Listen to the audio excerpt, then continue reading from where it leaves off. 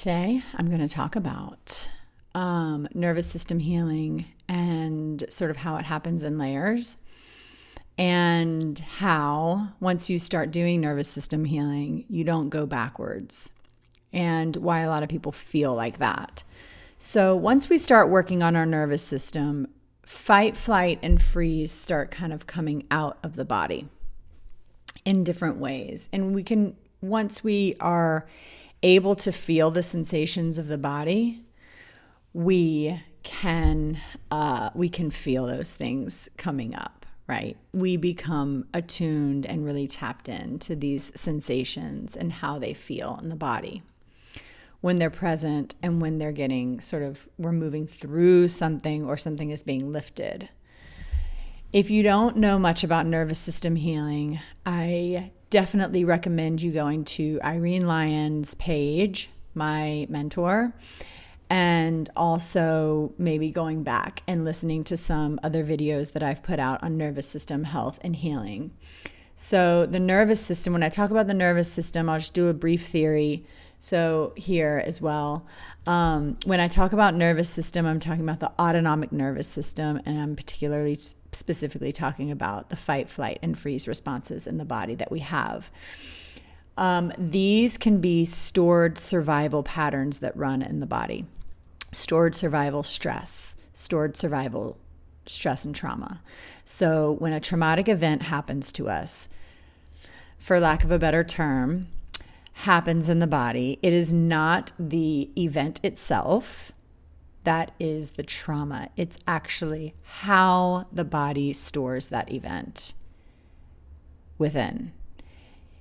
If you store stress and trauma in your body, then you likely have a history of doing this, and this pattern goes back to usually early childhood. For a lot of people, it is attachment.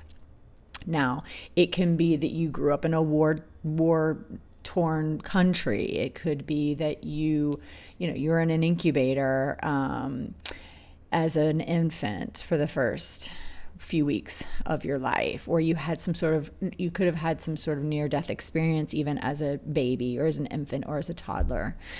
It could be that you didn't have enough food growing up. These are all considered to be traumatic to the body because a little one doesn't know what to do with all those things, and they actually do store it. They can't fight, they can't flee.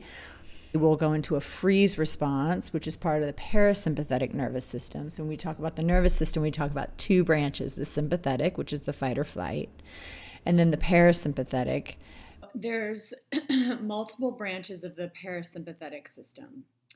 One branch is that rest and digest, which is where we want to be the majority of the time. However, we still want some sympathetic, right? We still want some of that fight or flight because that's what kind of gives us our juice and our zest for life and our energy to work and work out and get up and take care of our kids and all of that, right? So there's a healthy flow that we want the system to be in.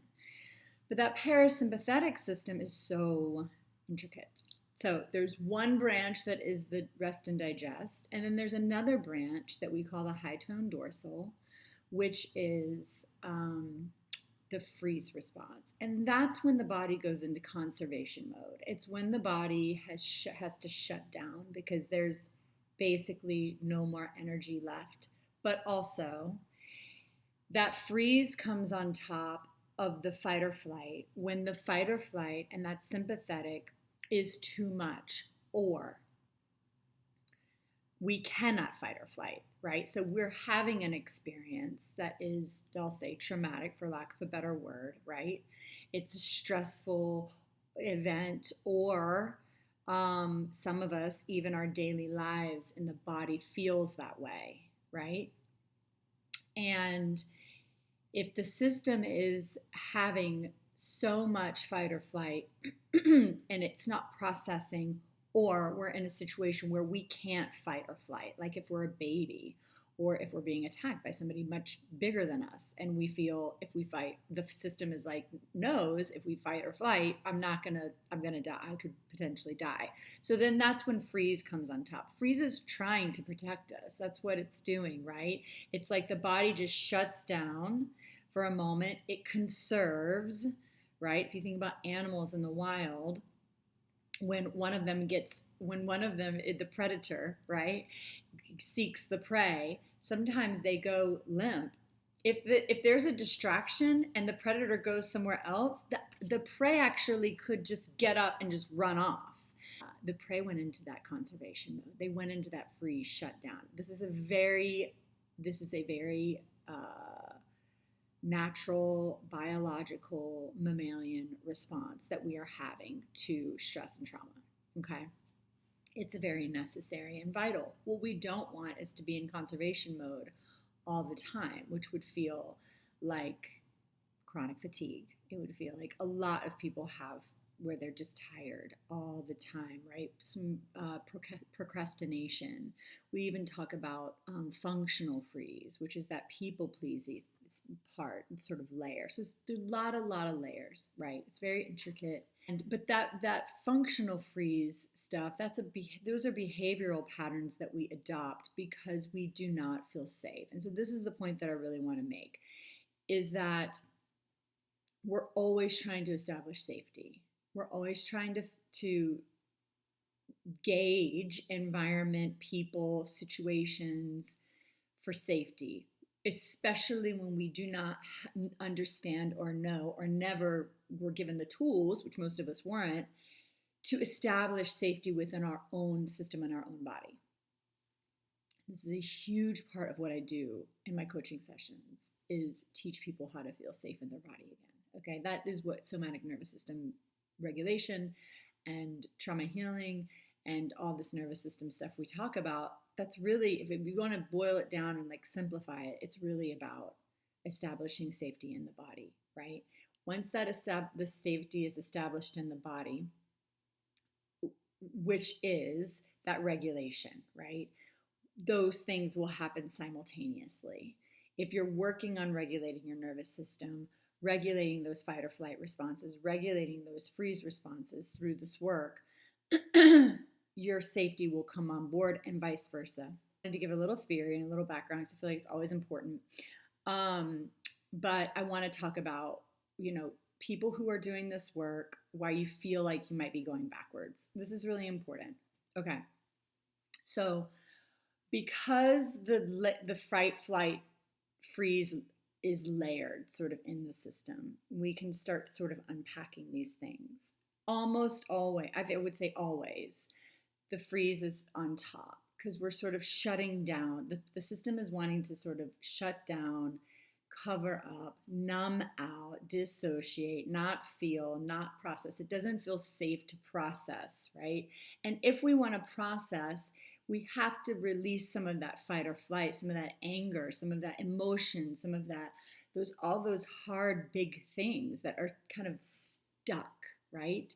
And when we have that stuck feeling where we feel kind of immobilized, that's that freeze where it's like there's something under there, but we don't feel safe to express it, or we don't even know how because we've been programmed so much to keep it shut down for safety, right?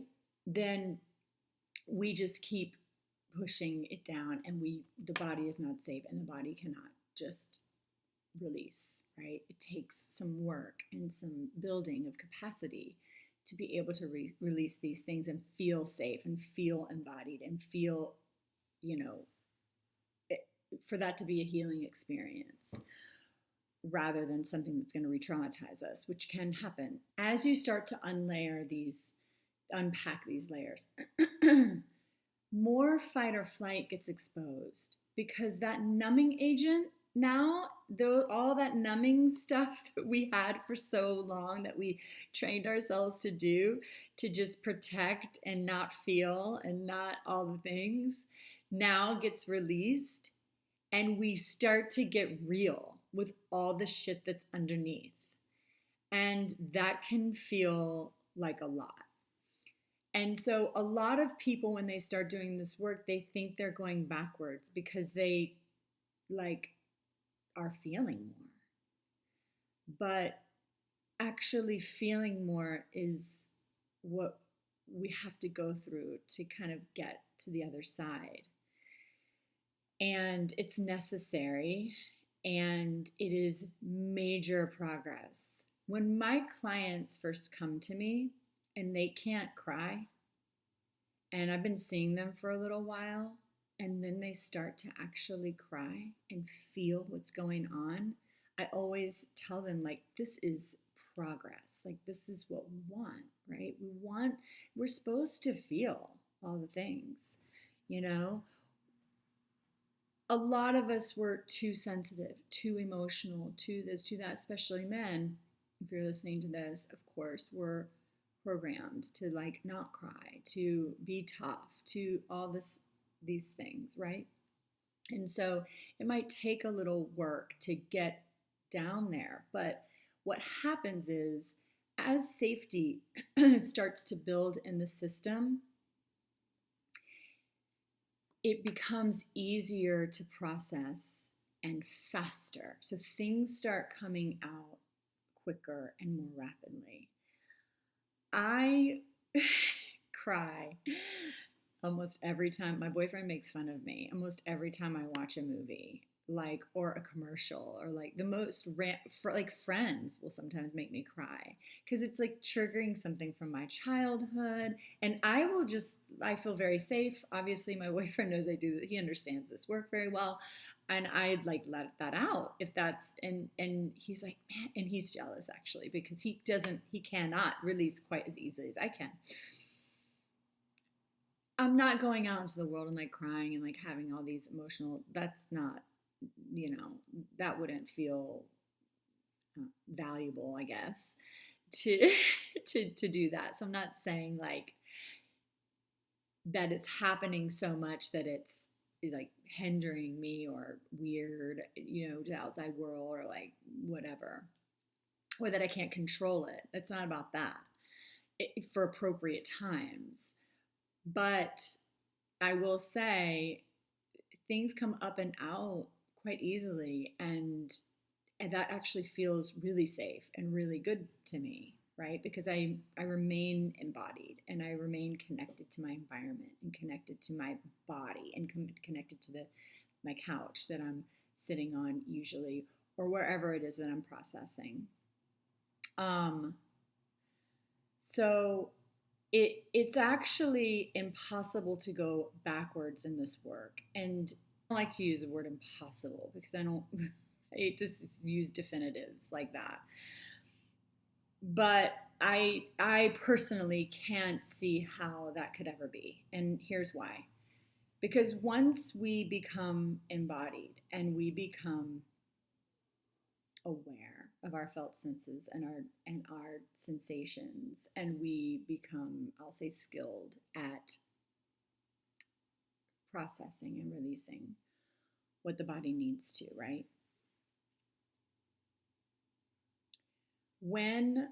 Okay, so let's just say if a event happens, like you lose a loved one, right? This is something that would normally we would hold in the body. But let's just say you've been doing this work and you feel really heavy. Obviously, let's say I lost my mother last year.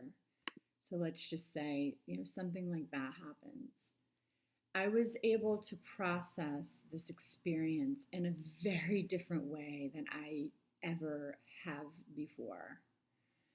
And so I knew I needed to go through these month really of, really crying, really slowing down, really prioritizing my energy. I didn't just push through. I didn't force myself to override. I allowed myself to cry. I allowed myself to sort of look at these old pictures, really go into our experience together, our relationship together. I'm getting emotional even just talking about it. And so, therefore, it doesn't get held in the body the way that we may be used to because the body feels safer to be in the presence of all of the big emotions and big things that life presents us.